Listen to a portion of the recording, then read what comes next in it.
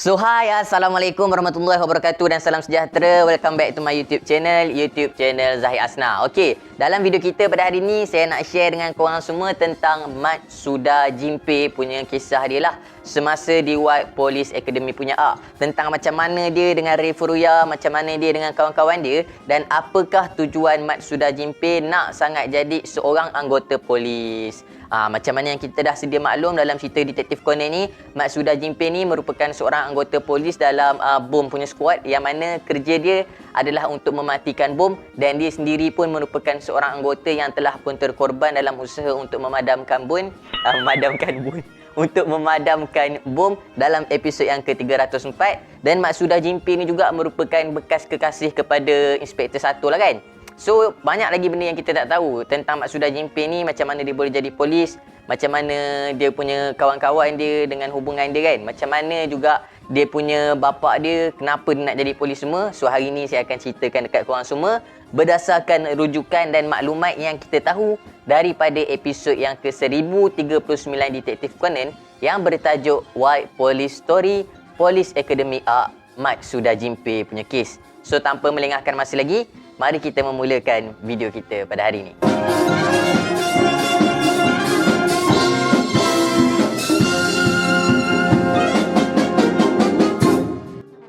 So, dalam episod yang ke-1039 anime series Detektif Conan, kita dapat tengok pada permulaan episod lagi, Mat Sudha Jimpe ni, dia dah gaduh dengan Ray Furuya ataupun Zero. Yang mana dia tak puas hati betul dengan Ray Furuya. Apa yang dia tak puas hati tentang Ray Furuya adalah tentang semangat Ray Furuya tu yang bersungguh-sungguh sangat nak jadi seorang pegawai polis. Sebab tu dia tak suka dekat Ray Furuya ni, kata Mat Sudha Jimpe kan. Masa Ray Furuya tanya dia, kenapa kau benci sangat dengan aku ni? So, kita dapat tengok mula-mula start tu memang dia dah gaduh dengan Ray Furuya sampai berdarah-darah muka dia, sampai tercabut gigi palsu dia kan. Dan kita dapat tengok lepas daripada tu Ray Furuya sendiri pun memang injet teruk. Dia pun injet teruk, tapi pertarungan seri dua-dua tu. Tak ada siapa yang menang dan tak ada siapa yang kalah. Dan kita dapat tengok lepas daripada tu, kita tahu yang Mat Sudha Jimpe ni merupakan seorang yang tak suka dengan polis sebenarnya. Dia tak suka pun dengan anggota polis. Tapi Ray Furuya pelik Kalau dia tak suka dengan polis-polis ni, kenapa dia nak jadi seorang anggota polis kan? Apa sebab dia nak jadi pegawai polis? Tapi Ray Furuya tak dapat lagi jawapan pada permulaan episod ni. Jawapan dia akan ada pada pengakhir episod nanti. Yang mana dalam episod kali ni juga kita dapat tahu yang Mat Sudha Jimpe ni merupakan seorang yang daripada segi akademik dia kurang sikit. Daripada segi dia punya social skill pun dia kurang sikit. Dia merupakan seorang yang cepat marah kan, seorang yang panas baran si Mat Sudha Jimpe ni. Tapi daripada segi kemahiran, dia ada kemahiran specialist dia sendiri, iaitu dia suka buka-buka benda, dia suka kaji-kaji benda-benda yang mesin-mesin macam ni, menyebabkan si Mat Sudha Jimpe ni merupakan seorang yang sangat-sangat mahir dengan bom lah. Bahkan tentang senjata api ataupun tentang mesin-mesin pasal kereta, motor semua yang berkaitan dengan mesin, yang ada skru, yang ada nut, semua dia suka buka dan pasang balik. Sampai dia sangat mahir dengan benda-benda berkaitan dengan mesin ni. So, ceritanya kenapa Mat Sudha Jimpe nak jadi seorang pegawai polis ni adalah disebabkan oleh ayah dia sendiri. Yang mana ayah Mat Sudha Jimpe ni sebenarnya merupakan seorang pro boxer. Dia ni seorang yang main boxing dan sangat-sangat hebat. So, suatu hari masa ayah dia ada match nak main boxing ni, ayah dia nak jadi seorang boxer yang terkenal lah, seorang petinju yang terkenal. So, masa dia nak main match dia ni, tiba-tiba dia lalu dekat satu lorong, dia nampak ada dua orang tengah bergaduh. Tapi sebab ayah dia nak cepat, ayah dia tak kisah orang yang bergaduh tu. Maka ayah dia pun tinggalkan dua orang tu di situ sahaja. Dan keesokan harinya ditemui salah seorang daripada yang bergaduh tu telah pun mati. Dan yang menjadi mangsa adalah ayah dia. Sebab ada saksi yang mengatakan bahawa pada masa si mati kat situ, dia nampak ayah dia lalu dekat lorong tu. Dan memandangkan ayah dia ni merupakan seorang petinju yang hebat dan dia tu pun mati disebabkan oleh pergaduhan, maka ayah dia ni telah pun disabitkan kesalahan, dituduh tanpa niat. Maknanya ayah dia ni dituduh lah kan, dan ayah dia telah pun ditangkap oleh pihak polis. Tapi akhirnya ayah dia telah didapati tidak bersalah dan dilepaskan semula. Cumanya lepas ayah dia dibebaskan tu, ayah dia punya kerjaya memang rosak teruk sampai ayah dia menjadi seorang kaki mabuk dan tak nak lagi menjadi seorang petinju.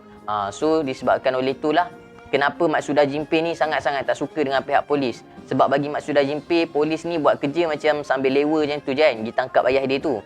Masa tu Amuro Toru macam, patutlah dia tak suka kan dengan anggota polis ni sampai dia marah dekat Amuro Toru yang bersungguh-sungguh nak jadi polis. Tapi persoalan dia, kenapa Matsuda Jinpei tu sendiri nak jadi polis? Benda ni masih belum terjawab lagi. Sampailah masa kita dapat tengok ada scene latihan menembak. Masa scene latihan menembak tu, Matsuda Jinpei ni tembak satu peluru dia pun tak tepat memang tersasar jauh. So bila dia tembak tersasar tu, kalau nak dibandingkan dengan si Amuro Toru yang boleh tembak kat tengah dia punya target tu kan, memang jitu memang tepat dia punya tembakan tu. Tapi ada satu info menarik yang kita tahu, iaitu Onizuka Instructor yang merupakan pelatih diorang bagi tahu dekat Amuro Toru, walaupun tembakan Rei Furuya tu dah kira hebat dah kira cantik, tapi pernah ada seorang genius yang sangat hebat lagi, lebih hebat daripada Rei Furuya sendiri, yang boleh menembak betul-betul kat tengah tu tak tersasar sikit pun. Kiranya dia punya target betul-betul dekat tempat yang sama.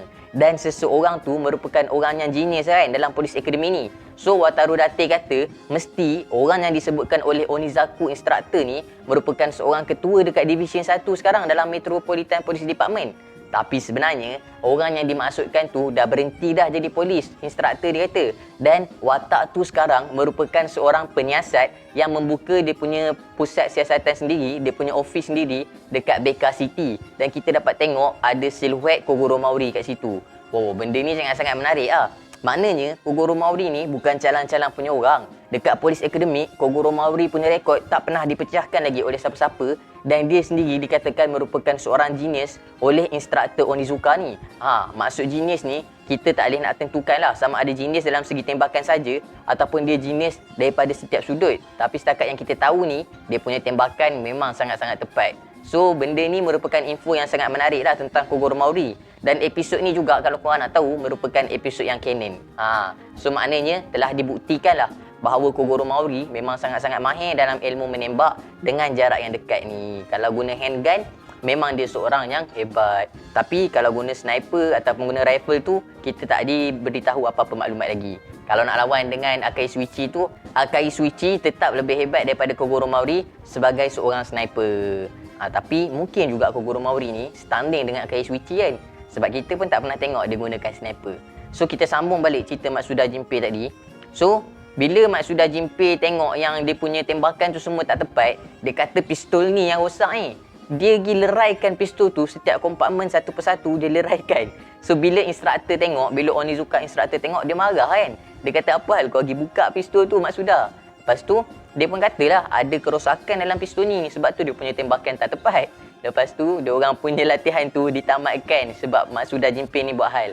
Jadi bila dia tengah borak dengan instruktor tu, tiba-tiba adalah orang datang nak baiki shilling kat atas tu, nak tengok keadaan shilling tu. Dan orang yang nak baiki shilling tu tiba-tiba terjatuh, dan Onizuka instruktor ni masa nak selamatkan orang tu, dia punya tekak telah pun terjerut dekat tali yang ada tu, menyebabkan dia tergantung dekat udara lah kan. So bila dia tergantung tu, diorang kena dapatkan bantuan lah.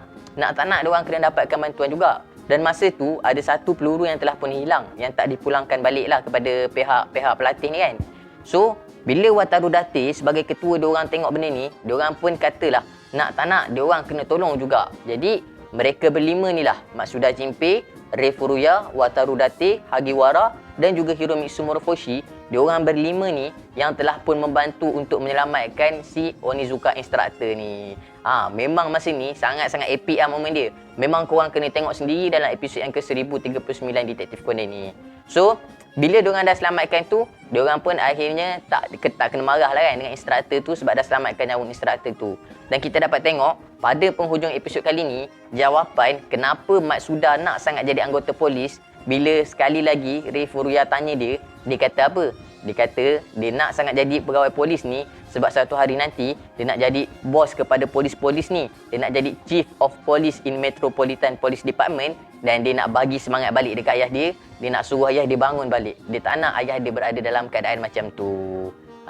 So itulah sebab kenapa Matsuda Jinpei ni bersungguh-sungguh sangat nak jadi seorang pegawai polis. So tu sajalah perkongsian kita dalam video pada hari ni yang kita tahu tentang Matsuda Jinpei ni.